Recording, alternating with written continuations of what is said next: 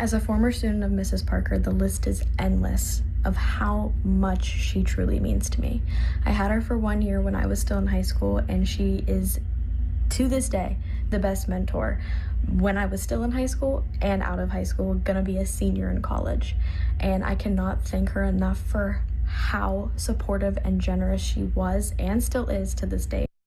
Gosh, so sweet. All right, there's nothing quite like a teacher whose impact you feel even long after you're learning in the classroom. And as you just heard, that is the case for the students of Emily Parker of Belle Vernon Area High School. She joins us now for Teach Me Tuesday.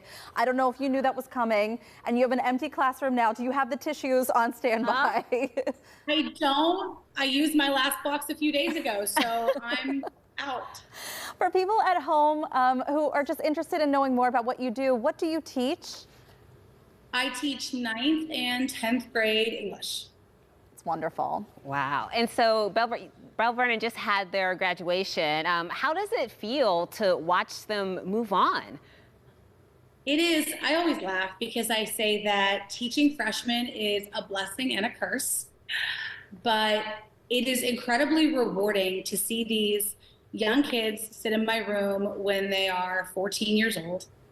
And then when you're sitting there on graduation night and you're helping them line up, and a lot of us teachers watch from the press box, that's where that photo was taken. And then, we give them their belongings when they leave before they're released to their families.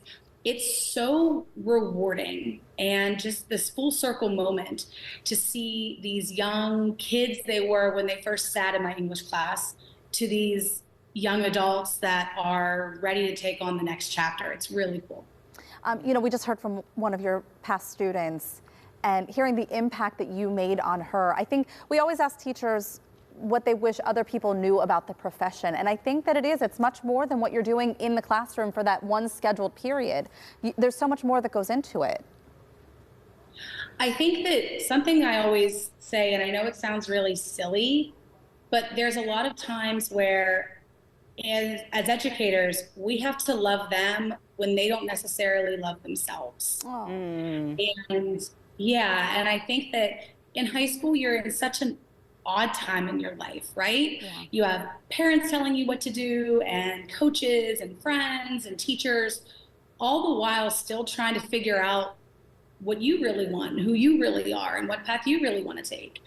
It's so challenging. So to be there for them in those difficult days is really important, and I think that many of them will remember that far beyond when they leave the building. Oh, it's so nice that you're tuned in that way, and I think that's why these kids love you so much. At the end of your units, you do something special with the kids that really sets your classroom apart. Can you talk about that?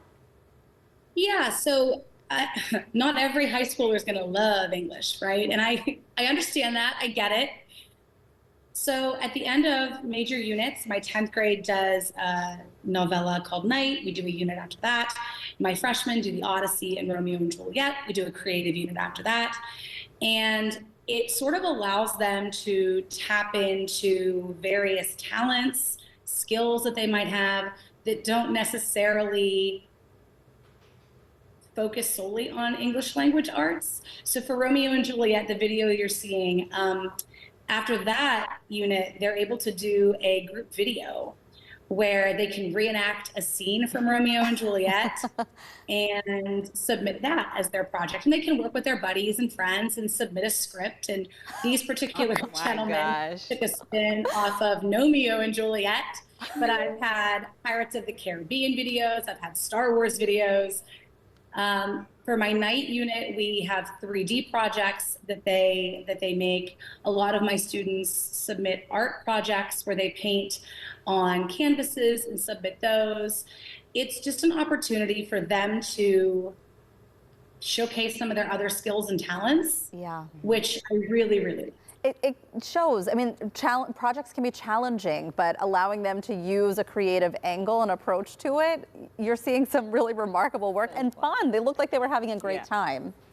Enjoy it. They do. They laugh. They want to come back in later years and can we see our video again? Have you shown the new freshmen our video? It's cute. Yeah. Before we let you go, we don't have a whole lot of time, but I know that you've said it's so important to have a close-knit staff. And can you tell us a little bit more of what that means?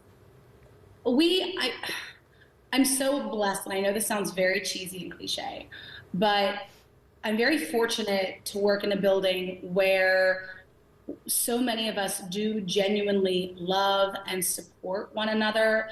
So many of us are so close outside of this building where we go on vacations with each other and we go to our children's birthdays at each other's homes, and we're there to support each other in the rough times and hype each other up and celebrate each other in the good.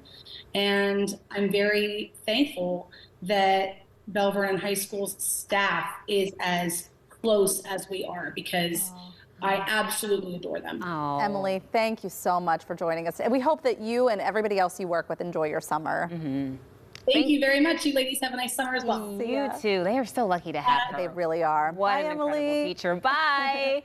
All right, we love doing Teach Me Tuesday this school year. We are taking a brief break since the teachers are heading into their summer break, but we're already looking ahead to the next school year. Yeah, we already have a long list of teachers we're going to be talking to, but we need more. If you or someone you know is an educator who would be great for Teach Me Tuesday, let us know. Reach out to us through our email, talkpittsburgh@kdka.com, for a chance to be featured on the show.